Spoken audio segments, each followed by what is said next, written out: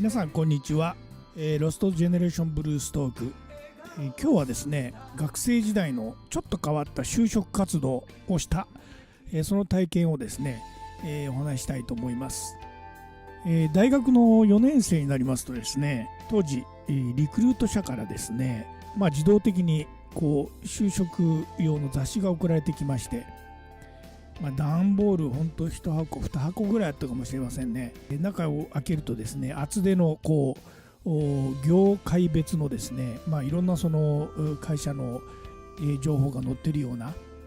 そういう冊子が入っていまして、でその冊子を開けるとですね、中になんかこういっぱい応募はがきみたいなのがありましてですね、自分のこう希望する会社に、そのはがきを送ると。そうすると、後日、返信が返ってくると、そんなものだったですね。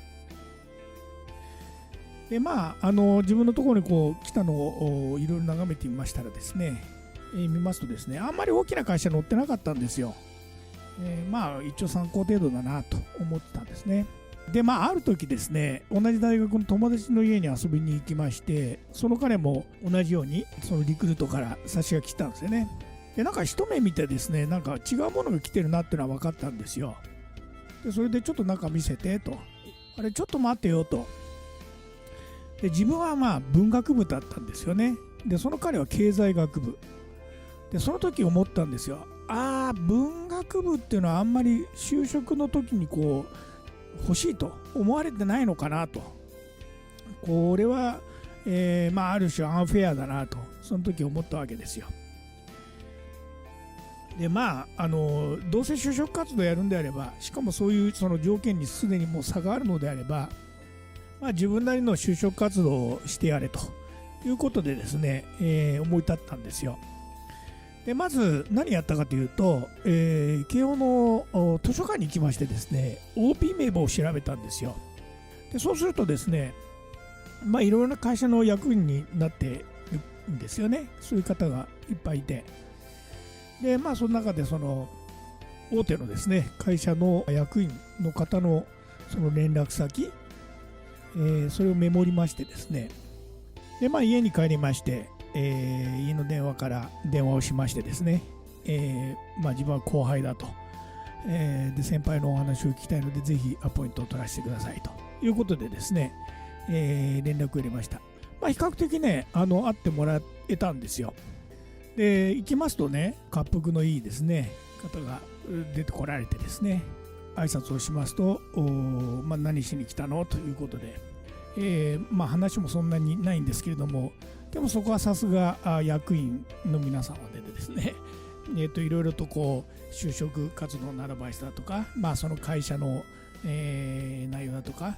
というのをこう教えてくれたんですが、ただね不思議とね、今もあんまり内容を覚えてないんですよね。で一応自分で決めてたのは、どの方にもですね、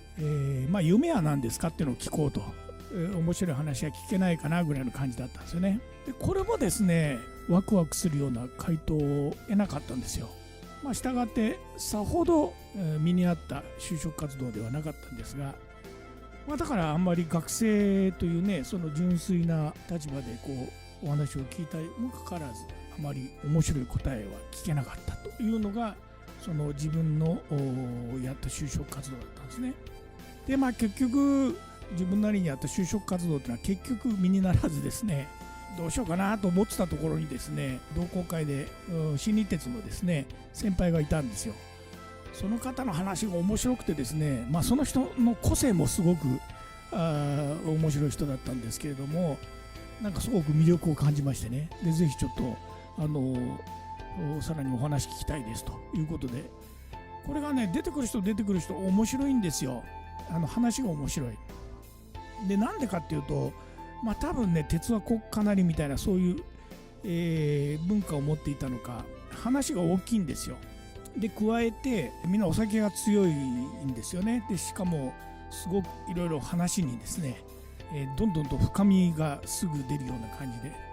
一人の先輩なんかは歴史の話になりまして、で本を一冊貸してくれてですね、今度会う時までにこれをちょっと一冊読んで感想を聞かせてほしいとかねそんな感じだったですね。でその先輩とはまたお会いしてですね、でまた飲んで、家にまで泊めてもらったと。要するにそういう雰囲気があったんですね、鉄の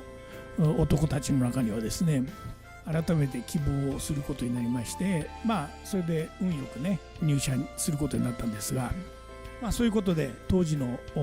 就職活動のお話をいたしました。今日もいい一日をお過ごしください。それではさようなら。